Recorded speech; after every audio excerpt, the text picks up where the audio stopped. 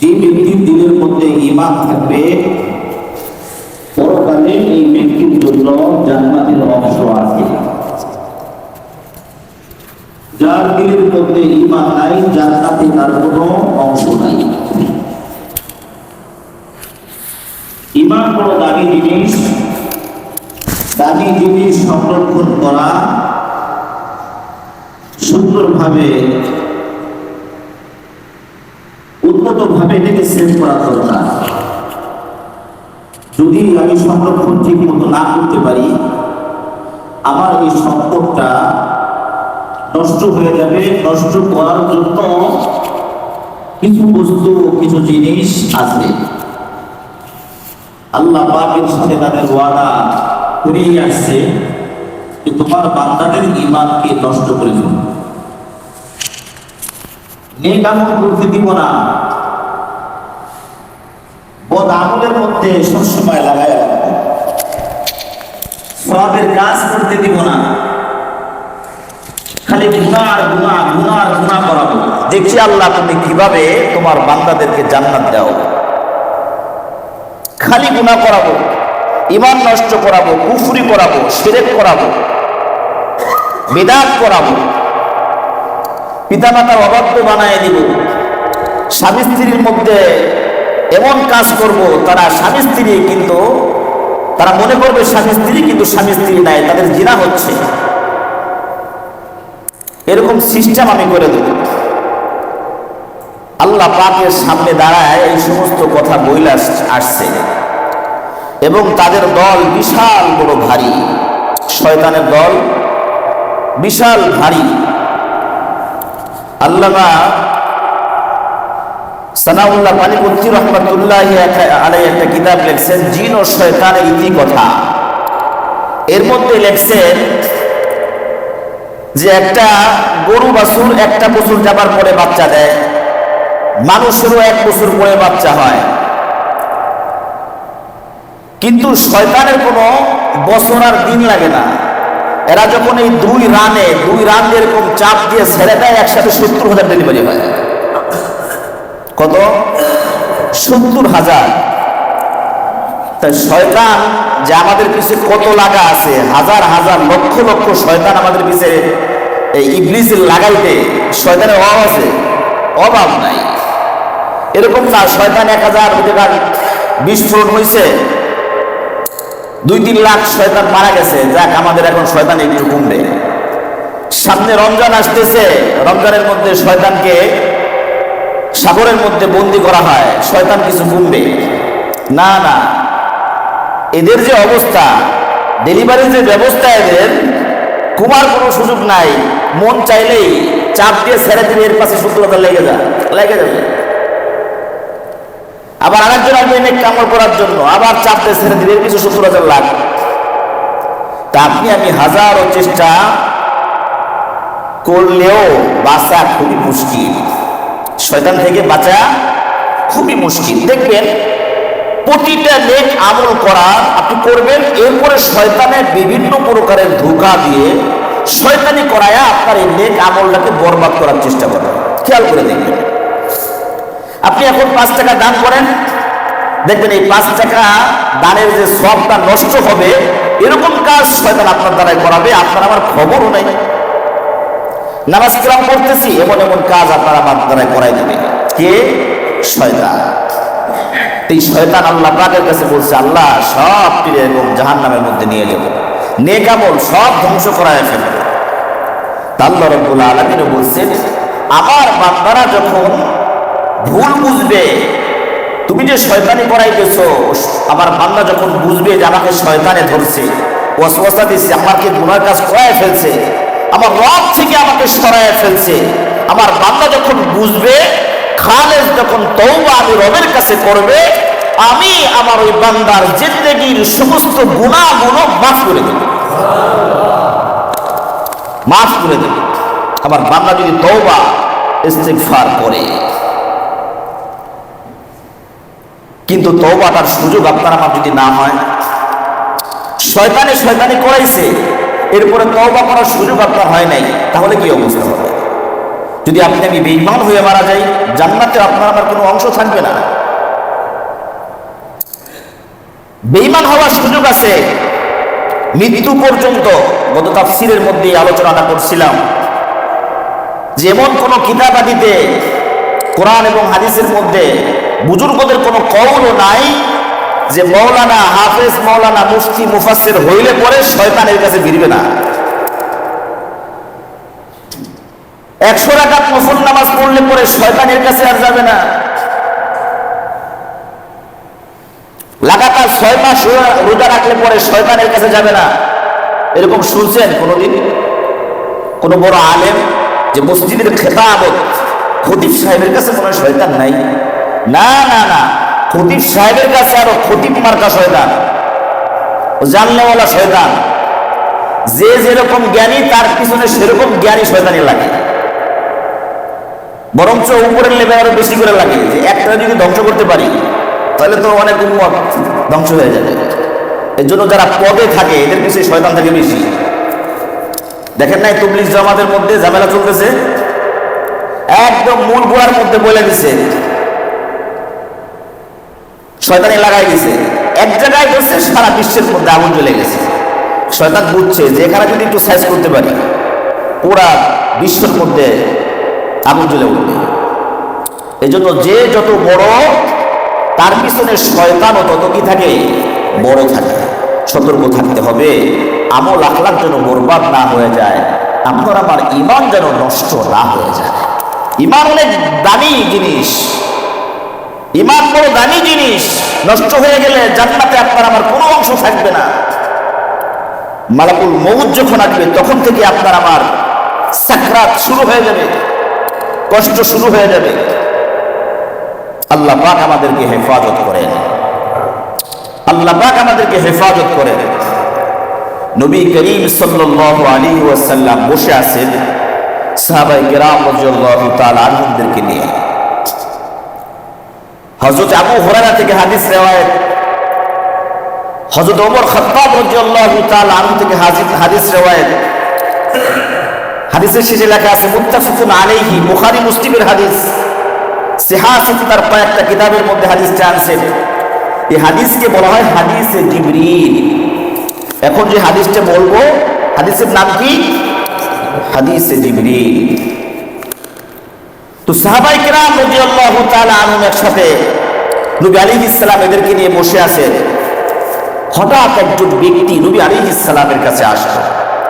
সাহাবায়ে কেরাম বলতেছেন, হযরত ওমর ফারুক রাদিয়াল্লাহু তাআলা আনহু বলতেছেন যে যেই ব্যক্তি আসলো তাকে আমরা কেউ চিনি না। আবার যে দূর থেকে আসছে তাও বোঝা যায় না। দূর থেকে আসলে একটু চুল এলোমেলো, চেহারার মধ্যে একটু হালকা ধুলাবালি লাগা, ভিন্ন পদের মনে হয় না দূর থেকে আসলে? এরকমও মনে হয় না। চুলগুলো খুব গুছালো এবং কুচকুচে সাদা কালো, চুলগুলো কুচকুচে কালা, সাদা পোশাক পরিহিত ব্যক্তি নবী আলাইহিস সালামের কাছে আসলো। আসার পরে আমরা যেভাবে নামাজের মধ্যে বসি এভাবে নবী আলাইহিস সালামের সাথে এভাবে লাগায়া বসে গেল। 2 হাত হাঁটুর উপরে রাখলো, প্রশ্ন করলো।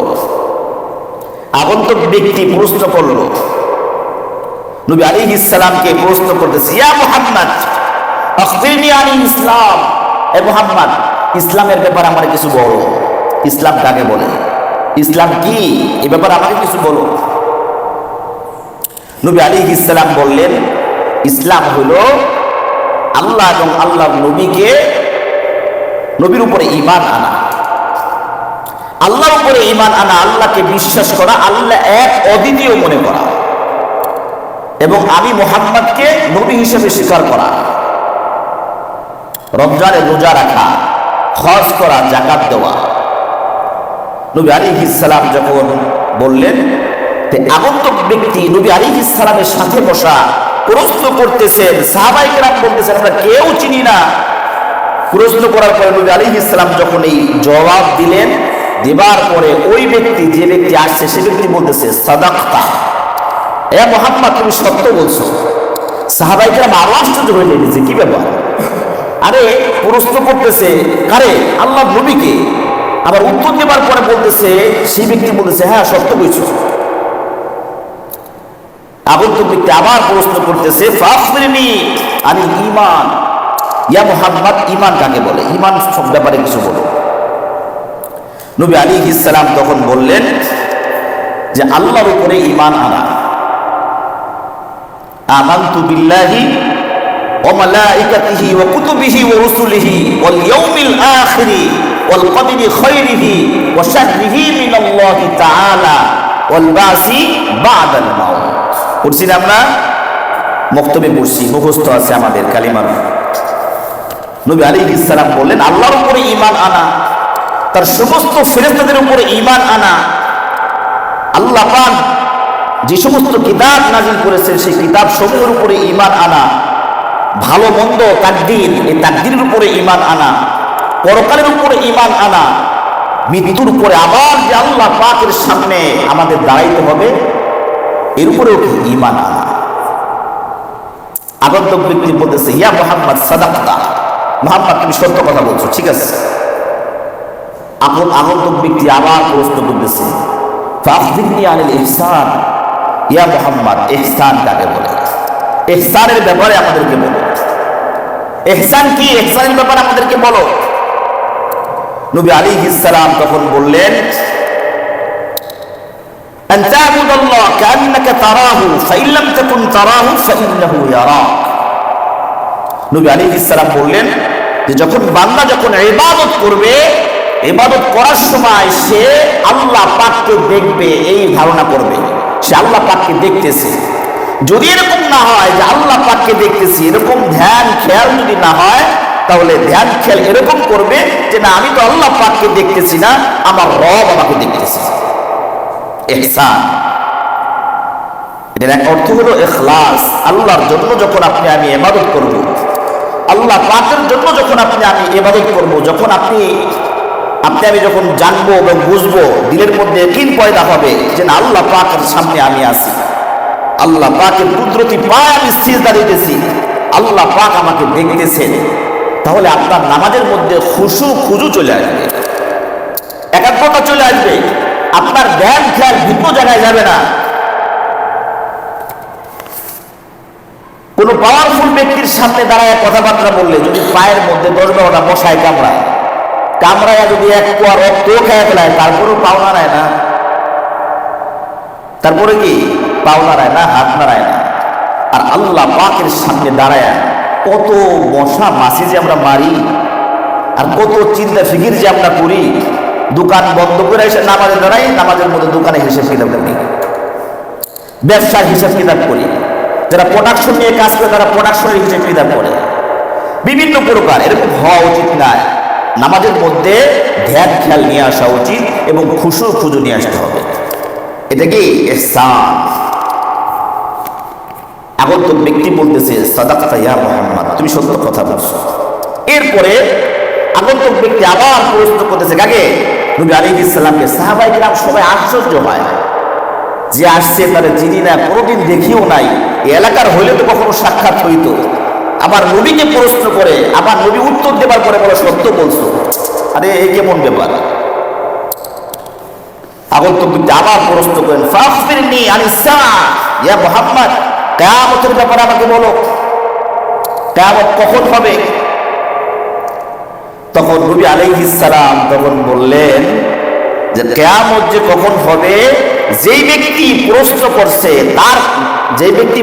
করছে যাকে প্রশ্ন করছে, প্রশ্ন করনেওয়ালা যাকে করা হয়েছে, এই ব্যক্তি প্রশ্নকারীর থেকে বেশি কিছু জানে না। মানে তুমি যেরকম কিয়ামতের ব্যাপারে জানো, আমারও সেরকমই ধারণা, আমারও বেশি কম নাই। কিরকম? আগন্তুক ব্যক্তি কি জানে? আগন্তুক ব্যক্তি কিয়ামতের ব্যাপারে তার কোনো খবরই নাই। তো নবী আলাইহিস সালাম বলতেছেন তুমি তোমার তো কিয়ামতের ব্যাপারে তোমার কোনো খবর নাই, আমি রাসূলেরও কিয়ামতের ব্যাপারে আমার কোনো খবর নাই, যে কিয়ামত যে কবে হবে কোনো খবর নাই। কিয়ামত কবে হবে এর কোনো কি খবর নাই, তবে এর কিছু আলামত আছে। এর কিছু কি আছে? আলামত আছে। ইমামে মালিক রাহমাতুল্লাহি আলাইহি অনেক বড় মুহাদ্দিস ছিলেন, ইমাম ছিলেন, বুজুর্গ ছিলেন, আল্লাহর ওলি ছিলেন। নাম কি? ইমামে মালিক রহমাতুল্লাহি আলাইহি। ইমামে মালিক রহমাতুল্লাহি আলাইহি নবী আলাইহিস সালামের ইশক আর ভালোবাসা এত পরিমাণে যে মদিনা ছাইরা কোথাও থাকতেন না। তার লাইফের মধ্যে হজ মাত্র কয়েকটা করছে, সে মদিনায় থাকতেন, চাইলে প্রতি বছরই করতে পারতেন, করেন নাই। এদিক সেদিক সফর তেমন করেন নাই। কেন? যদি এই মদিনা থেকে চলে যাই, সেখানে যাই যদি আমি মারা যাই, তাহলে তো মদিনায় আমার মৃত্যু হলো না, নবী আলাইহিস সালামের প্রতিবেশী তো আমি হইতে পারলাম না। মদিনায় মৃত্যুবরণ করলে আমার কবর হবে জান্নাতুল বাকিতে, আর যদি অন্য জায়গায় হয় তাহলে তো আমার লাশটা তো এখানে দাফন করবে না। আরে আমার হাবিব যাকে এত মহব্বত করি আর ভালোবাসি, যদি আমার মৃত্যুর পরে এই লাশটা আমার তার আশপাশে দাফন করা হয়, তো কাল কিয়ামতের ময়দানে তো নবী আলাইহিস সালামের পাশে থেকেই উঠবো। এই জন্য কোথাও যাইতেন না। ইমামে মালিক রহমাতুল্লাহি আলাইহি সামনে দেখলেন তাকে, নবী আলাইহিস সালামকে। সুবহানাল্লাহ। ইমামে মালিক রহমাতুল্লাহি আলাইহি স্বপ্নে যখন নবীকে দেখলেন,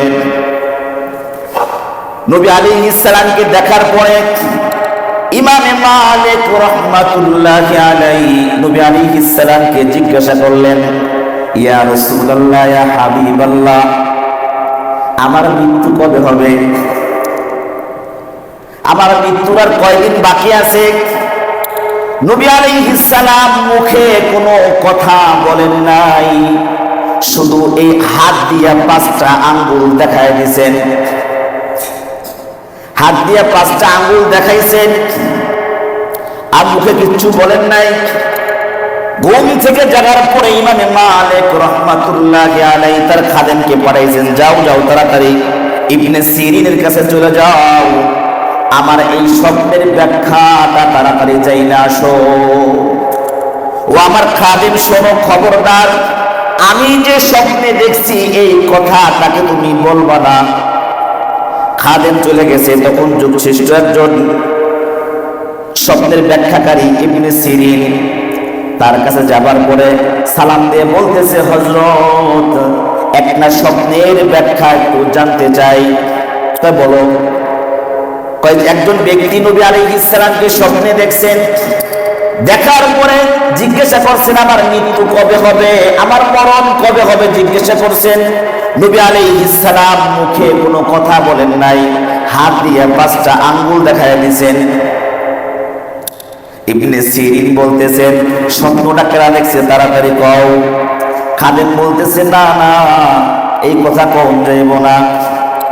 হযরত ইবনে সিরিন বলতেছেন, এমন স্বপ্ন মদিনার মধ্যে ইমাম মালিক ছাড়া দ্বিতীয় কোনো ব্যক্তি দেখতে পারে না। কয় নাই, স্বপ্নের ব্যাখ্যা কয় নাই। খাদেম চলে আসছে, ইমামে মালিক নিজে তার বাড়িতে গেছেন। যাবার পরে দেখছেন, হায় হায়, যুগশ্রেষ্ঠ মুহাদ্দিস আমার বাড়ির সামনে, তাড়াতাড়ি দৌড়ে চলে আসছে। সম্মানিত ব্যক্তি যদি বাড়ির গেটে যায়, একটু শরীরের মধ্যে একটু পরিবর্তন আসে। আরে আপনি চলে আসছেন আমার এখানে, দৌড়ে চলে আসছেন, হযরত আপনি এখানে আসছেন। কাহা, স্বপ্নের ব্যাখ্যাটা একটু বলো, স্বপ্নের ব্যাখ্যাটা একটু বলে ফেলাম। ইবনে সিরিন তখন বলতেছেন যে নবী আলাইহিস সালাম 5টা আঙ্গুল দেখায় আপনাকে বলতেছেন, ইমামে মালিক, আমি রাসূল, মৃত্যুর খবর আমার কাছে নাই। 5টা জিনিস তারা ইঙ্গিত করছেন, নবী আলাইহিস সালাম মুখে কিচ্ছু বলেন নাই। 5টা আঙ্গুল দ্বারা আল্লাহ পাকের কালামে পাকের একটা আয়াতের দিকে ইঙ্গিত করছেন, যে ওই 5টা কথা ওই একটা আয়াতের মধ্যে আছে। এই 5টা সংবাদ একমাত্র আল্লাহ পাক ছাড়া কোনো মাখলুকাত জানে না। এজন্য নবী বলে নাই তোমাকে তোমার 1 বছর হায়াত আছে। সে কেউ জিজ্ঞাসা করছেন, কারণ হইল যদি বলে যে 3 মাস বাঁচবা, 3 মাস পরে তোমার ইন্তেকাল হবে, তাহলে এই 3 মাসের মধ্যে আমি মক্কায় ওমরা করতে যাব, এই আমল করতে যাব, সেখানে যাব, এরপরে ওখানে মদিনা আসবো, মদিনা আমার মৃত্যু হবে। এই জন্য জিজ্ঞাসা করছেন আমার মৃত্যু কবে হবে। মাকসাদ হইল যাতে করে মদিনায় মৃত্যু হয়।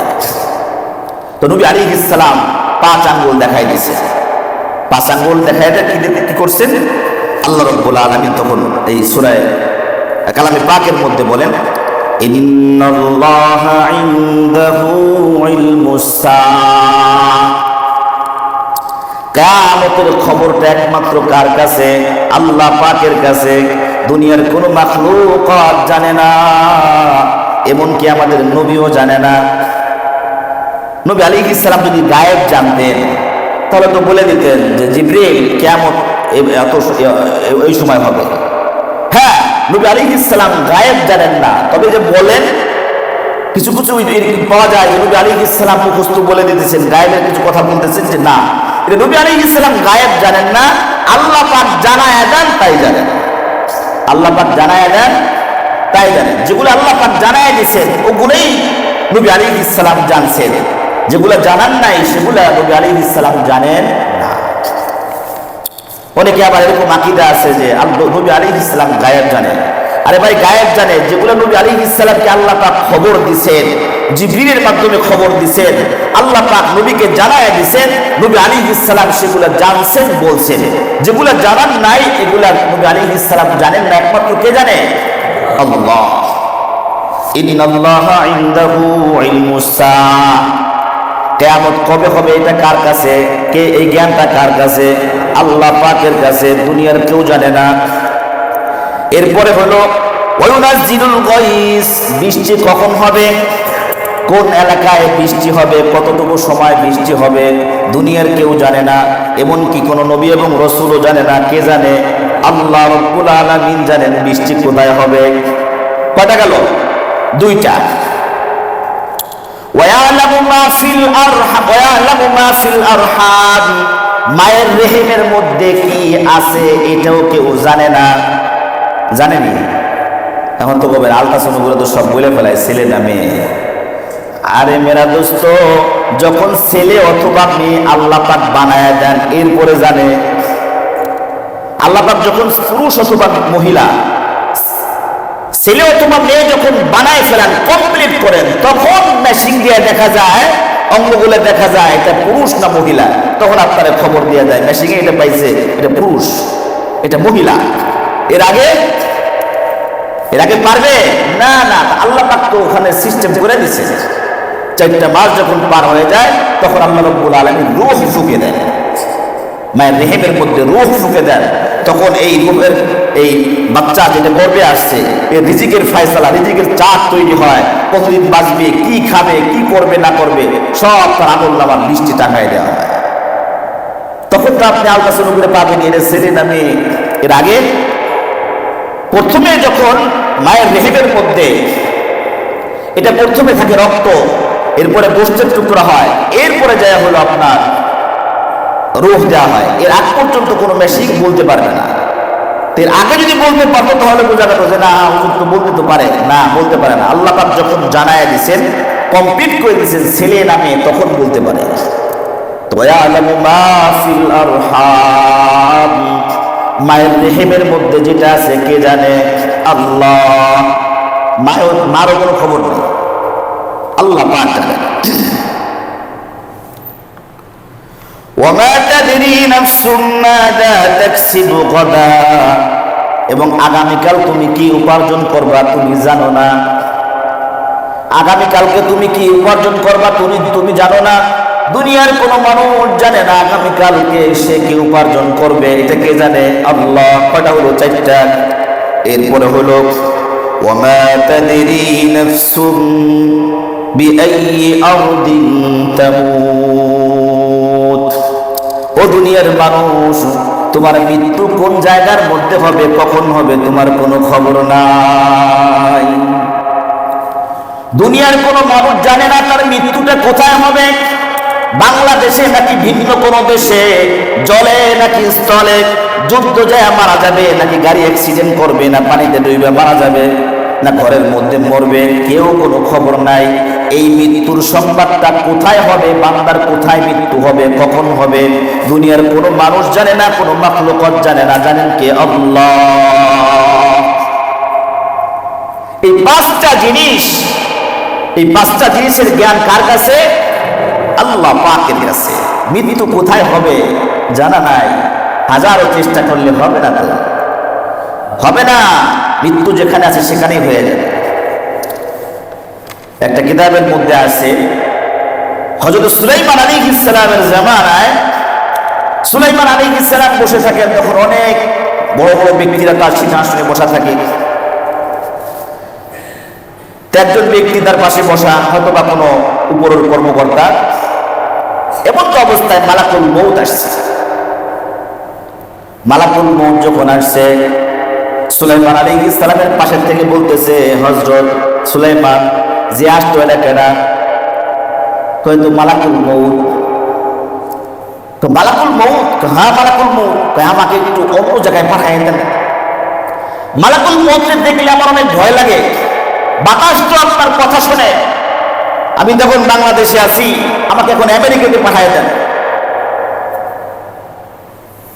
হযরত সুলাইমান আলাইহিস সালাম বললেন, বাতাস যাও, একে অমুক জায়গায় নিয়ে যাও। তাক সেখানে চলে গেল, যা বসছে। এমন তো অবস্থায় মালাকুল মউত সামনে হাজির হয়ে গেছে। ওই ব্যক্তি বলতেছে, কি ব্যাপার, তুমি কে? আমি তো মালাকুল মউত। তোমার না সুলাইমানের দরবারে দেখে এলাম। হ্যাঁ। সুলাইমানের দরবারে আমিও তোমারে দেখে আমি খুব আশ্চর্য হয়েছি।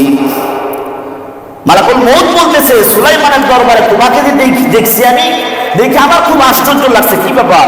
আল্লাহ পাকের হুকুম হইল যে অমুক এলাকা, অমুক স্থান থেকে তোমার রূহটা কবজ করার জন্য, যেখানে এত মাইল, এত রাস্তা পরে তোমার রূহটা কবজ করবো। তোমাকে আমি যখন সুলাইমানের দরবারে দেখে আমি তো আশ্চর্য হয়ে গেছি। কি ব্যাপার? আমি অমুক টাইমের সময় থাকি, ওখান থেকে আমি রূহ কবজ করবো, তুমি ওখানে গেল। তো মৃত্যু তার ওখানেই ছিল, এই জন্য তার মালাকুল মউতকে দেখে ভয় আসছে। সুলাইমান আলাইহিস সালামকে বলছে, তাড়াতাড়ি পাঠায় দেন আমারে। তার যেখানে মৃত্যু আছে, মৃত্যু হবে, সেখানে তাকে সে রেডি। মালাকুল মউত যে সময় মতো থাকে, সেখান থেকে জানটা কবজ করছে। হযরত ইদ্রিস আলাইহিস সালামের কবর এই দুনিয়াতে খুঁজে পাওয়া যায় না। ইদ্রিস আলাইহিস সালামের ইন্তেকাল আসমানে হয়েছে। কোথায়? আসমানে। মৃত্যু, আপনার আমার মৃত্যু যখন যেখানে হবে, আপনি আমি বাঁচতে পারবো না, সেখান থেকেই মালাকুল মউত রূহটা কবজ করবে। এজন্য আল্লাহ রাব্বুল আলামিন বলতেছেন, ওয়ামা তাদরি নাফসুম বিআইয়ি আরদিন তামুত, যে প্রত্যেকটা নফস, তাদের কোনো খবর নাই, দুনিয়ার কেউ জানে না তার মৃত্যুটা কোথায় হবে। তো এই পাঁচটা জিনিসের খবর কে জানে ভাই? আল্লাহ পাক জানে। তো জিবরিল তখন নবী আলাইহিস সালাম বললেন, তুমি যে কিয়ামতের ব্যাপারে আমার কাছে জিজ্ঞাসা করলা, তুমি যেরকম জানো, তুমি কেমন জানো যে কিয়ামতের ব্যাপারে তোমার কাছে কোনো খবর নাই? আমি রাসূলের কাছেও কিয়ামতের কোনো খবর নাই। তুমি যেরকম জানো, আমিও সেরকম জানি। আগন্তুক ব্যক্তি আবার জিজ্ঞাসা করতেছে, ফাখবিরনি আন ইমারাতিহা, আচ্ছা কিয়ামত কবে হবে ওটা না বললেন, ওটা আপনিও জানেন না, আমিও জানি না। তবে কখন কিয়ামত হবে, কিয়ামতের আগে কিছু আলামত আছে, এটা একটু বলেন। তখন নবী আলাইহিস সালাম বলেন, হ্যাঁ, আলামত কিছু বলা যেতে পারে। দেখবা, যাদের পায়ের মধ্যে জুতা ছিল না, পরনের মধ্যে কাপড় ছিল না, তারা বড় বড় অট্টালিকা করবে। এটা কিয়ামতের আলামত। যাদের কি পায়ের মধ্যে জুতা ছিল না, পরনের সেরকম কাপড় ছিল না, তারা বড় বড় অট্টালিকা করবে, বিল্ডিং বানাবে। আর নিম্ন শ্রেণীর ব্যক্তিরা সমাজের নেতা হবে। আরো কয়েকটা বলা হয়েছে। নবী আলাইহিস সালাম যখন কিয়ামতের আলামত গুলো বললেন, আগন্তুক ব্যক্তি বলতেছে, সাদাকতা ইয়া মুহাম্মদ, সত্য বলছো। আগন্তুক ব্যক্তি আবার এই সমস্ত কথা বললেন। তখন নবী আলাইহিস সালামের কাছ থেকে বিদায় নিয়ে চলে গেলেন। যখন চলে গেলেন, নবী আলাইহিস সালাম বলেন, আরে আগন্তুক ব্যক্তিকে ডাক দাও। সাহাবায়ে কিরাম দৌড়তে দেখে যে নাই, এলাকায় নাই, লোকটারে খুঁজে পাওয়া যায় না। নবী আলাইহিস সালাম বলতেছে, ওমর এদিকে আসো, ইয়া আবু হুরায়রা এদিকে আসো। ওমর জানো নাকি এতক্ষণ কে আমার সামনে বসা ছিল? ওমর বলতেছে, না না, জানি না তো, আল্লাহ এবং আল্লাহ রসুলই ভালো জানেন। আল্লাহ এবং আল্লাহ রসুলই ভালো জানেন, আমার কোনো খবর নাই, আমরা জানি না। নবী আলাইহিস সালাম যখন বললেন যে আগন্তুক ব্যক্তি আসছিল, সেটা হলো জিবরিল আলাইহিস সালাম। কে? জিবরিল আলাইহিস সালাম। কেন আসছেন? সাহাবায়ে কেরাম বসে আছে, নবী আলাইহিস সালামের কাছে বিভিন্ন প্রকারের প্রশ্ন করবে। কিভাবে প্রশ্ন করবে, কি কি প্রশ্ন করবে, সাহাবায়ে কেরাম মানে কিভাবে করবে এটা সিস্টেমটা বুঝতেছেন না। এবং অবস্থা আল্লাহ রাব্বুল আলামিন জিবরিল আলাইহিস সালামকে পাঠাইছেন, যাও জিবরিল, যদি তুমি কোনো কিছু জানতে চাও, কারো কাছে জানতে চাও, তাহলে তুমি হলো ছাত্র। তুমি কি? ছাত্র। ছাত্র হলো নবী আলাইহিস সালাম শিক্ষক। তুমি এভাবে যায় বসবা, কারো কাছে শিখতে হইলে এভাবে দুই জানু হইয়া বসা, আদবের সাথে প্রশ্ন করা, এভাবে এভাবে শিখতে হয়। কোনো কিছু জানতে হইলে এভাবে আদবের সাথে, এটা এই শিক্ষাটা দিয়েছেন যে এভাবে শিখতে হয়। আর তাই ইঙ্গিত হলো, সাহাবায়ে কেরাম বলছেন যে আগন্তুক ব্যক্তির চুলগুলো ছিল কালো, কুচকুচে কালো। দাড়ি সাদা অবস্থায় তো আসতে পারতেন, কালো কেন? দাড়ি যখন সাদা হয়ে যায় তখন তুমি শায়েখ হয়ে গেছো, তখন তোমার তো টাইম শেষের দিকে। দাড়ি কাঁচা অবস্থায়, চুল দাড়ি কাঁচা অবস্থায় ইলমে দিন শেখো, দিন শেখো, হাদিস শেখো, ইসলাম শেখো। দাড়ি কাঁচা পাকার আগেই এগুলো শেখা, যুবক বয়সে এগুলো শেখা। যুবক বয়সের ইবাদত আল্লাহ পাকের কাছে অনেক দামি। মেরা দোস্ত, নবী আলাইহিস সালামের কাছে জিবরিল আলাইহিস সালাম এসে শিখছেন, শিখাইছেন, মানে নবী আলাইহিস সালামকে জিজ্ঞাসা করছেন। মাকসাদ ছিল সাহাবায়ে কেরামদেরকে শিক্ষা দেওয়া। নবী আলাইহিস সালাম বলছেন, জিবরিল আলাইহিস সালাম আসছে তোমাদেরকে এই ব্যাপারে শিক্ষা দেওয়ার জন্য। ঈমান অনেক বড় দামি জিনিস, ঈমান অনেক বড় দামি জিনিস। নবী আলাইহিস সালামের এই হাদিসটা একবার পড়ে শুনাই। নবী আলাইহিস সালাম বলতেছেন, ফাআযিন, ও আমার সাহাবীরা তোমরা এলান করো। এলান করো, এলান করো মানে কি? মাইকিং করো। আমাদের দেশে মাইকিং করি না? তোমরা এলান করো, ফাআযিন, তোমরা এলান করো, আন্নাহু লা ইয়াদখুলুল জান্নাতা ইল্লা মুমিন, যে ব্যক্তির ঈমান নাই, মুমিন ব্যক্তি জান্নাতে প্রবেশ করতে পারবে না। এরপরে নবী আলাইহিস সালাম বলেন, ইন্নাল্লাহা, নিশ্চয়ই আল্লাহ পাক, ইউআইয়িদুদ দ্বীন, দ্বীনকে শক্তিশালী করবেন, বিররাজুলিল ফাজির, মানে পাপাচারী ব্যক্তির মাধ্যমে কি দ্বীন চাঙ্গা হয়। নিজে পাপ করছে কিন্তু দ্বীনের অনেক উপকার করছে, এরকম ইতিহাস আছে। দ্বীন, নিজে পাপী, নিজে নাফরমান, নিজে মুশরিক, নিজে কাফের, কিন্তু দ্বীনের জন্য অনেক উপকার সে করে গেছেন। এই সিস্টেমটা কে করছে? আল্লাহ পাক করছেন। আল্লাহ পাক যদি দ্বীনকে ঠিক রাখবেন, দ্বীনকে যখন ঠিক রাখবেন, কোন মুসলমান যখন এই দ্বীনের উপরে না আগায় আসবে, নবীর উপরে হামলা কোন মুসলমান আসতেছে না, কোরআনের অবমাননা কোন মুসলমান আগায় আসতেছে না, মসজিদের মধ্যে হামলা কোন মুসলমান আগায় আসতেছে না, ওই মুহূর্তে আল্লাহ রাব্বুল আলামিন বড় দ্বীনকে দিয়া দ্বীন মানে জিন্দা করবেন। এটাই হাদিস। তুমি যদি মুসলমান, তুমি যদি তোমার এই কাজগুলো না করো, তুমি যদি পিছিয়ে হতে যাও, তাহলে বদ্দিনের মাধ্যমে আল্লাহ পাক এই দ্বীনকে উপরে উঠিয়ে নেবেন। বিররাজুলিল ফাজির, পাপাচারী ব্যক্তির মাধ্যমে দ্বীন জিন্দা হবে। সাহাবায়ে কেরামের একটা হাদিস আপনাদেরকে শোনাই। নবী আলাইহিস সালাম একটা হাদিস, যুদ্ধ চলতেছে, লম্বা হাদিস, যুদ্ধ চলতেছে। সাহাবায়ে কেরাম বলতেছে, ইয়া রাসূলুল্লাহ, অমুক আপনার সাহাবী তো বিশাল দ্বীনের জন্য অনেক কাজ করতেছে, খালি কাফেরদের কল্লা কাটতেছে। নবী আলাইহিস সালাম বলেন, জাহান্নামী। কি বলছেন? জাহান্নামী। নবীর কথা তো সত্য।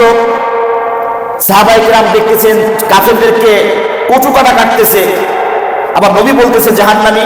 সাহাবায়ে কেরাম তো হতভম্ব হয়ে গেছে। তাকাই দেখি শেষ পরিণতি কি হয়। কারণ নবী আলাইহিস সালাম বলছেন, ইন্নামাল আমালু বিল খাওয়াতিম, শেষ ভালো যার সব ভালো তার, শেষ খারাপ যার সব খারাপ তার। এই ব্যক্তি দ্বীনের জন্য কচু কাটা করতেছে কাফেরদেরকে, শেষমেশ একটা পর্যায়ে যায় সে কাফেরদের ব্যারিকেডের মধ্যে পড়ে গেল, চতুর্দিক দিয়ে কাফের থেকে আটকায় ফেলল। তখন এই ব্যক্তি বলতেছে যে আমি কাফেররা আমাকে হত্যা করবে, কাফেররা আমাকে হত্যা করবে, কাফেররা আমি শহীদ হব, দরকার নাই। তখন এই তলোয়ারটা উল্টা ফেলে দিয়া, মানে চুপকা সাইজটা উপরের দিকে দিয়া নিজে ওর উপরে লাফ দিয়ে পড়ে আত্মহত্যা করছে। আত্মহত্যা করলে কি জাহান্নামী, জাহান্নামী। তখন সাহাবায়ে কেরাম বলছে নবী আলাইহিস সালামের কথা তো সত্য, সে তো আর মুসলমান হয়ে মারা গেল না, সে তো আত্মহত্যা করে মারা গেল। তাই জন্য দিনকে যদি আপনি মুসলমান, আপনার কাজগুলা, আমাদের কাজগুলা, মুসলমানের কাজগুলা, দিনের জন্য যা কিছু করার দরকার, যদি আপনি আমি এগুলো না করি, আল্লাহ রাব্বুল আলামিন বদ দিনের মাধ্যমে, পাপী ব্যক্তির মাধ্যমে দিনকে উপরে উঠিয়ে নেবে। আল্লাহ রাব্বুল আলামিন আমাদেরকে বুঝবার তৌফিক দান করেন, ইমানের উপরে মৃত্যু পর্যন্ত অটল থাকার তৌফিক দান করেন। সকলে বলে আমিন। ওয়া আখিরু দাওয়ানা আলহামদুলিল্লাহি রাব্বিল আলামিন। যা সুন্নাত কইনি মেহেরবানি করে সুন্নাত